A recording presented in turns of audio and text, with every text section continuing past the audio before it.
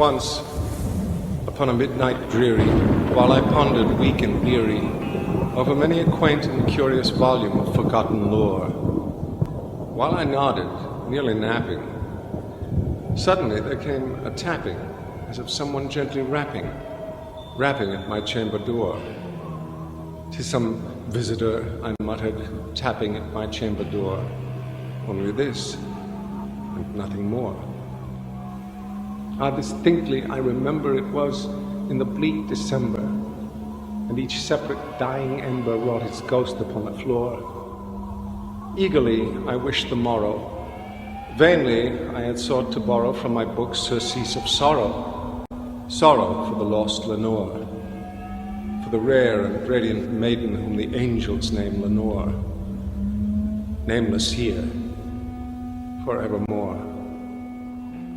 And the silken, sad, uncertain rustling of each purple curtain thrilled me, filled me with fantastic terrors never felt before, so that now, to still the beating of my heart, I stood repeating, "'Tis some visitor, entreating entrance at my chamber door, some late visitor, entreating entrance at my chamber door. This it is, and nothing more." Presently, my soul grew stronger. Hesitating then no longer, "Sir," said I, "or madam, truly your forgiveness I implore, but the fact is I was napping. And so gently you came rapping, and so faintly you came tapping at my chamber door, that I scarce was sure I heard you. Here, I opened wide the door. Darkness there. Nothing more. Deep into that darkness peering. Long I stood there wondering, fearing, doubting, dreaming dreams no mortal ever dared to dream before, but the silence was unbroken. The stillness gave no token, and the only word there spoken was the whispered word, "Lenore."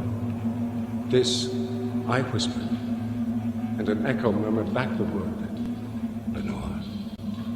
Merely this, nothing more.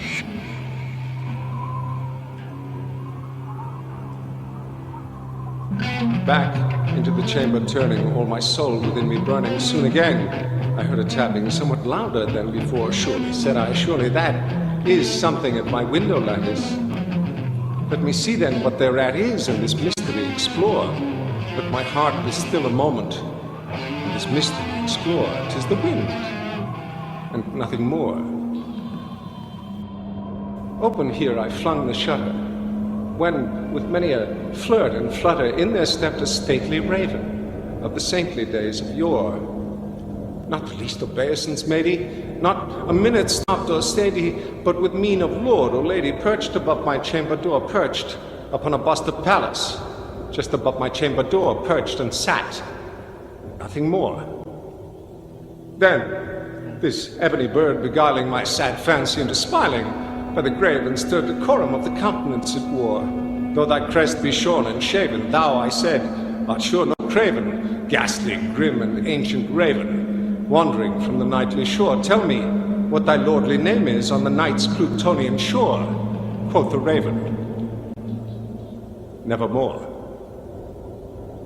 Much I marvel this ungainly fowl to hear discourse so plainly, though its answer little meaning, little relevancy bore, for we cannot help agreeing that no living human being ever yet was blessed with seeing bird above his chamber door, bird or beast, upon the sculptured bust, upon his chamber door, with such a name as Nevermore.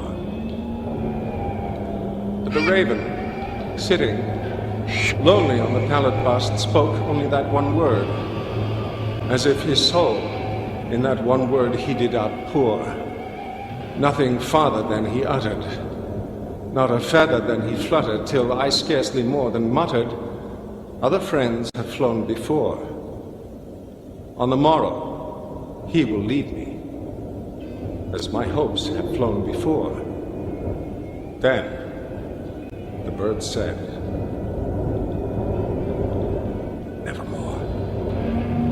Startled by the stillness broken by reply so aptly spoken, "Doubtless," said I, "what it utters is its only stock and store, caught from some unhappy master, whom unmerciful disaster followed fast and followed faster, till his songs one burden bore, till the dirges of his hope that melancholy burden bore of never, nevermore.